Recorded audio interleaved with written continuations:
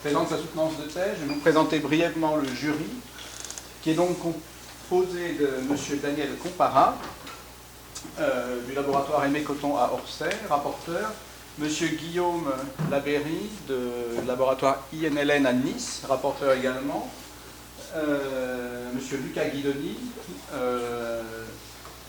laboratoire MPQ à l'Université Paris 7, M. Jérôme Delforte du CNES à Toulouse,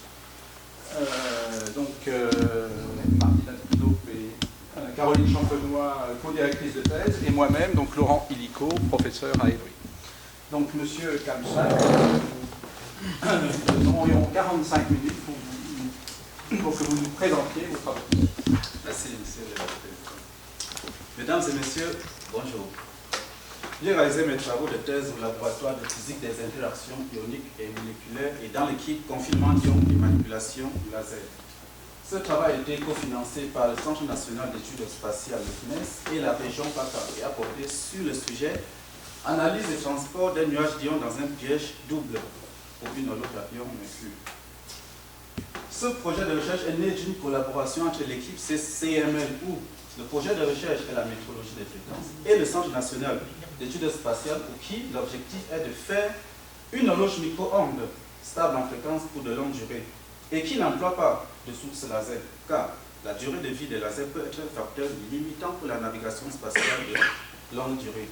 Et l'objectif de ce projet pour l'équipe est de réduire l'impact de certains facteurs limitant la stabilité de fréquence. Donc les études précédentes montraient que le Mercure 199 est un candidat idéal pour espace à fréquence micro-ondes à 40,5 GHz qui est la transition hyperfine de l'état fondamental. Donc avec cette transition, soit une longueur d'onde de 7,4 mm, le régime de lambdique pour lequel l'amplitude du mouvement est plus petit que la longueur d'onde peut être satisfait sans refroidissement laser, contrairement aux horloges optiques. Et donc ce qui conduit à l'élimination de l'effet Doppler de premier ordre. On définit la stabilité en fréquence d'une horloge par la variance d'Allan, donnée par cette relation où delta mu est la largeur spectrale, mu la fréquence centrale et SNR le rapport signal sur bruit. Et pour avoir une meilleure stabilité en fréquence, il faut avoir un grand rapport signal sur bruit, ce qui conduit alors au piégeage des grands nuages d'ions. Il faut garder ce nuage constant pour éviter les fluctuations de fréquence de l'horloge et avoir également un effet Doppler de second ordre très faible, donc ce qui conduit aussi à la réduction de la largeur spectrale. Donc un prototype de ce type d'horloge existe au JPL pour la NASA, construit pour le projet Deep Space Atomic Clock, où un nuage de 10 puissance 7 ions est créé par bombardement électronique, puis refroidi par gaz tampon à 300 Kelvin. Et dans le but d'avoir un effet Doppler de second ordre très faible, le JPL utilise des pièges multipolaires. Donc je précise que les pièges multipolaires sont des pièges linéaires faits de 2 cas barreaux. Et il a été démontré que dans ces pièges multipolaires, l'effet Doppler de second ordre diminue en fonction du nombre de barreaux utilisés pour le piège. Et la conséquence directe est que la profondeur du puits de potentiel diminue en même temps en fonction du nombre de barreaux du piège. Et compte tenu de la température des ions pendant la création, nous devons disposer d'un puits de potentiel profond pour pouvoir les contenir. Et donc, face à ce compromis lié, d'une part à la profondeur du puits de potentiel pour la création et à l'effet Doppler de second ordre qui doit être très petit pour l'excitation d'horloge, le JPL propose l'utilisation d'un piège double, à savoir une partie quadrupolaire plus profonde destinée à la création et à la détection des ions, et une partie octupolaire, une partie multipolaire destinée à l'excitation d'horloge. Et pour la mise en œuvre de notre projet, l'équipe a choisi d'utiliser le calcium 40 au lieu du mercure 199, parce que cet atome est la spécialité de l'équipe depuis très longtemps, et compte tenu aussi de la disponibilité des sources laser pour la création ainsi que pour le refroidissement. Et une étude d'échelle montre que les paramètres du calcium sont facilement transposables au mercure 199. Et donc pour ce projet, l'équipe, en collaboration avec le CNES, a construit un piège double où une partie est quadrupolaire pour la création et le piégeage et une partie octupolaire pour l'excitation d'horloge. La partie quadrupolaire est divisée en deux zones, donc une zone de création et une zone de piégeage. Ceci permet de garder la zone de piégeage propre, loin des potentiels de contact qui existent dans le piège P1, dans le piège de création, à cause des dépôts qui se déposent, d'atomes neutres sur les barreaux du piège, ce qui est susceptible de perturber le potentiel de piégeage. Et donc l'objectif qui m'a été demandé pour cette thèse a été d'étudier le confinement d'un nuage d'ions pouvant atteindre 10 puissance 7 ions et le garder constant à 0,1%. Étudier leur transport à travers les différentes zones de piégeage, étant donné que les différentes zones de piégeage sont utilisées dans le processus d'horloge. Donc ce transport doit être très rapide par rapport au temps diabatique. Ceci permet de limiter les temps morts entre les mesures qui peuvent être des facteurs d'instabilité de l'horloge. Ce transport doit également être sans perte et sans chauffage. Comme nous utilisons le refroidissement laser, il est également question ici d'étudier le rôle de la répulsion colombienne des grands nuages dans le potentiel avec des géométries différentes. Et donc, au cours de cet exposé, je vous présenterai le confinement d'ions dans les pièges linéaires. Je vous parlerai ensuite de l'interaction atome-laser conduisant au refroidissement. Je vous parlerai ensuite du transport et d'une technique d'accumulation des ions que nous avons mise au point. Avant de conclure à cet exposé, je vous parlerai du refroidissement d'ions en piège orthopolaire. Donc, avant de commencer, je vous présente ici une représentation schématique de notre piège où vous avez le piège P1 est le piège de la zone de création, le piège P2, la zone de piégeage, et le piège orthopolaire, donc la zone P3, le piège orthopolaire. Pour nos expériences, nous utilisons 4 sources laser, à savoir 2 lasers de photoionisation, à savoir le 423 et le 375 nanomètres, et 2 lasers de refroidissement, à savoir 397 nanomètres et 866 nanomètres. Et tous les lasers se propagent le long de l'axe du piège. Et les ions sont détectés grâce à la collecte de leur fluorescence par un objectif de détection placé au-dessus et monté sur un rail capable de se déplacer à différentes zones de piégeage pour détecter les ions. Et chaque zone de piégeage est séparée alors par les électrodes BC numérotés de 1 à 5. Et au cours de cet exposé, nous allons commencer d'abord par la création en piège P1 et suivre l'évolution dans le piège. Donc, l'ionisation de l'atome calcium requiert l'absorption d'un photon dont la longueur d'onde est inférieure à 203 nanomètres. Et obtenir un faisceau laser à cette longueur d'onde est très difficile à réaliser. Et donc, le schéma généralement utilisé est un schéma à 2 transitions, où une transition résonante à 423 nanomètres et une deuxième transition vers le continuum d'énergie dont la longueur d'onde est inférieure à 389 nanomètres. Le faisceau à 423 est issu d'un doublage de fréquence d'une diode laser à 846 nanomètres. Et pour la deuxième transition, nous utilisons une diode laser à 375 nanomètres. Notre dispositif expérimental émet, n'est-ce pas, un four, voilà, à ce niveau, qui contient de la pépite de calcium qui, chauffé à une certaine température, un jet de calcium est produit et passe entre les barreaux du piège en traversant le champ laser. Certains atomes qui ne sont pas ionisés ou piégés vont se déposer sur les barreaux et générer ce que je vous ai parlé tout à l'heure, un potentiel de contact qui perturbe le potentiel de piégeage.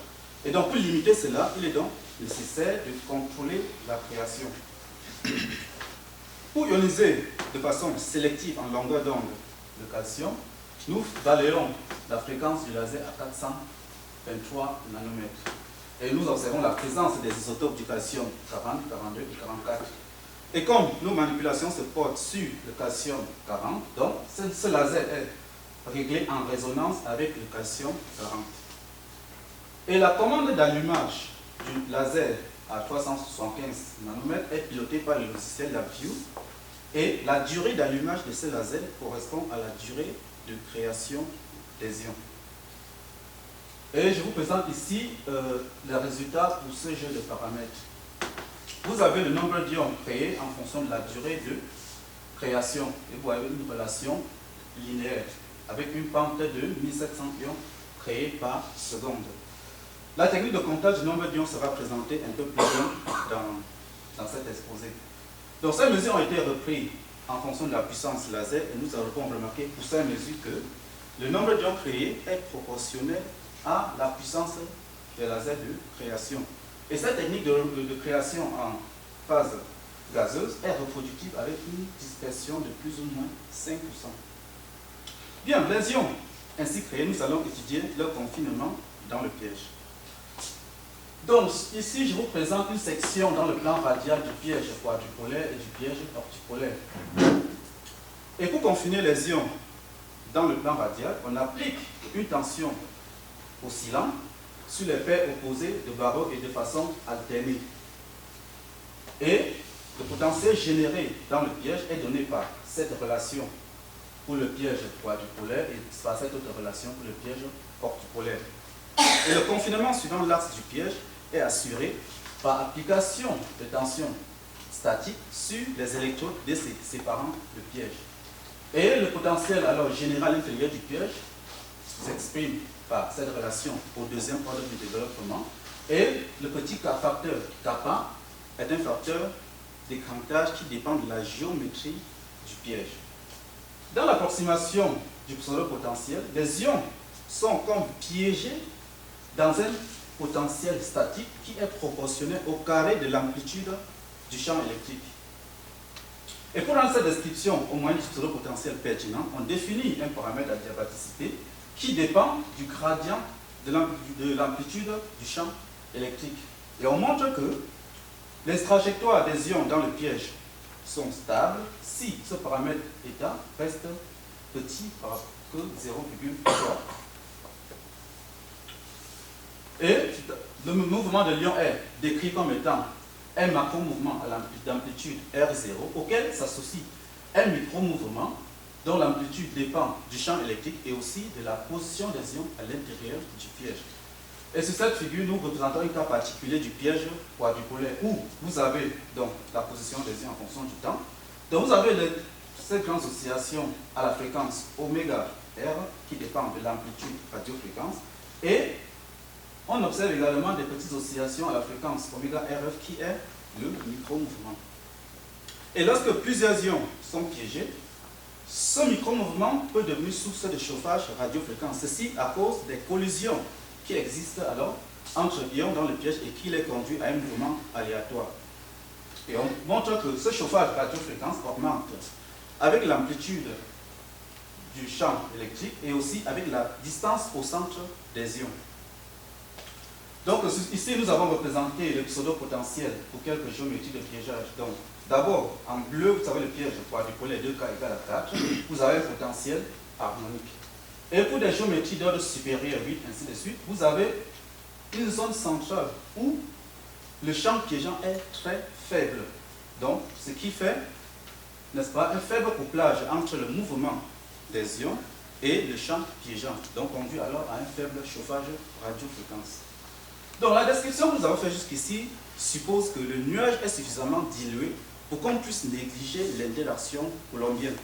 Mais dans le cas où le nuage est suffisamment froid pour que l'interaction colombienne soit plus négligeable, le système doit être analysé au moyen d'une distribution de Boltzmann-Poisson, où on définit la densité du nuage par cette relation avec l'énergie du système qui prend en compte l'énergie de piégeage et aussi l'énergie due à l'interaction colombienne et qui obéit à cette loi de Poisson. Et la résolution de cette équation de Poisson peut intervenir une longueur caractéristique du système qui est la longueur de Debye, de l'ordre de quelques micromètres. Et la description est pertinente si la longueur de Debye reste très petite par rapport à la taille du système. Et dans la limite fois où la température tend vers 0, nous avons représenté ici pour le piège quadrupolaire la densité au sein du nuage. Nous remarquons que cette densité est uniforme à l'intérieur du nuage et croît très rapidement sur quelques unités de la longueur de Debye au bord du nuage. Donc cette densité uniforme est exprimée par cette relation qui dépend de la raideur du potentiel radial. Dans le piège multipolaire, nous remarquons que cette densité croît du centre du nuage vers l'extérieur. Donc on s'attend alors à une structure creuse lorsque les ions sont froids. Et donc une température proche de 0 ne peut être observée que par refroidissement laser des ions. Donc je vous parlais actuellement, présentement, du refroidissement laser des ions. Donc le schéma de refroidissement fait intervenir dans un système à 3 niveaux avec 2 transitions. Une transition bleue à 397 nanomètres et une transition rouge à 866 nanomètres. Donc la transition bleue est la transition de refroidissement et la transition rouge, la transition de repompage. Ceci permet de recycler la population atomique qui relaxe par émission spontanée dans le niveau des 3,5. Donc le faisceau à 397 nanomètres est issu d'un doublage de fréquence d'une diode laser à 794 nanomètres et le repompage est une diode laser à 866 nanomètres. La particularité de ces systèmes en forme de lambda est la résonance noire. Donc cette résonance noire résulte d'une interférence destructive par excitation des 2 transitions. Donc ce qui conduit à un piégeage cohérent de population dans la superposition de ces 2 états stables et métastables lorsque les désaccords des 2 lasers sont identiques. Pour rendre compte de ce phénomène, nous avons représenté ici les résultats d'une simulation de la population de l'état excité P en fonction du désaccord du laser bleu. Et nous remarquons qu'à chaque fois que le désaccord du laser bleu égale au désaccord du laser rouge, toute la population de l'état P se vide complètement pour peupler l'état S et D de façon cohérente. Donc ce phénomène de résonance noire peut être intéressant pour le transfert de population à travers les états stables et métastables. Pour observer ce phénomène expérimentalement, il est important de balayer la fréquence du laser rouge qui participe faiblement au processus de refroidissement. Pendant ce balayage, la dynamique du nuage est très peu modifiée. Donc voilà, je vous présente ici un spectre par balayage de ce laser rouge. Vous avez la présence de la résonance noire. Et pour étudier le processus de refroidissement et suivre la dynamique du nuage pendant le processus, il faut balayer la fréquence du laser bleu. Et donc je vous présente ici le spectre du laser bleu. Donc pour suivre la dynamique du nuage pendant le processus du refroidissement, nous avons fait à travers la caméra ICCD les images du nuage à différents points du spectre. En A, vous avez ici une image diffuse qui correspond à la phase gazeuse. En B, immédiatement après la chute abrupte du signal, vous avez une image ici qui a les bords résolus, qui correspond, n'est-ce pas, à la phase liquide. Et ensuite, C vers D, vous avez une formation d'une structure ordonnée qui est le cristal de Coulomb. Donc ceci permet de montrer que cette chute abrupte observée dans le spectre correspond, n'est-ce pas, au passage du nuage de la phase gazeuse à la phase liquide. Et dans la littérature, on montre que cette chute abrupte de signal est le résultat d'une compétition entre le chauffage radiofréquence dans le piège et le refroidissement. Donc jusqu'à ce que le refroidissement l'emporte sur le chauffage radiofréquence et le nuage passe de la phase gazeuse à la phase liquide par cette chute abrupte de signal. Donc la morphologie du nuage observé ici en phase liquide peut être intéressante dans la suite pour quantifier le nombre d'ions piégés. Dans cette référence de 1987, l'auteur montre qu'un nuage en froid, en phase liquide, à l'équilibre thermodynamique, s'organise dans une structure elliptique. Et nous venons de voir dans nos analyses ici que la densité du nuage dans un piège quadrupolaire est uniforme. Donc, il est possible de quantifier le nombre d'ions dans le nuage tout simplement par la mesure du volume du nuage. Donc, au cours de nos travaux, nous avons donc mis au point une technique automatique d'analyse qui permet de quantifier ce volume de façon numérique. Donc, cette technique est basée sur l'ajustement du contour du nuage par l'équation d'une ellipse, ce qui permet de déduire les dimensions de l'ellipse. Donc, premièrement, pour déterminer le contour du nuage, nous faisons une section de l'image qui est représentée ici sur cette figure, où cette partie-là est la lumière diffusée représentée ici en bleu, et vous avez le signal lumineux. Donc, nous partons d'un critère de seuil. Et le seuil correspond au point de cette courbe au point où cette courbe change de concavité, donc ce qui correspond au maximum ou au minimum de la dérivée du signal. Et donc, nous faisons alors un algorithme qui recherche sur cette image 2 dimensions tous les points qui ont le même signal que le signal seuil, ce qui permet, n'est-ce pas, de tracer, donc de placer les points rouges que vous observez sur, donc qui représentent le contour. Et ensuite, ce contour est ajusté par l'équation d'une ellipse qui, par la suite, on déduit les dimensions des demi-axes de l'ellipse. Donc pour valider cette technique, nous l'avons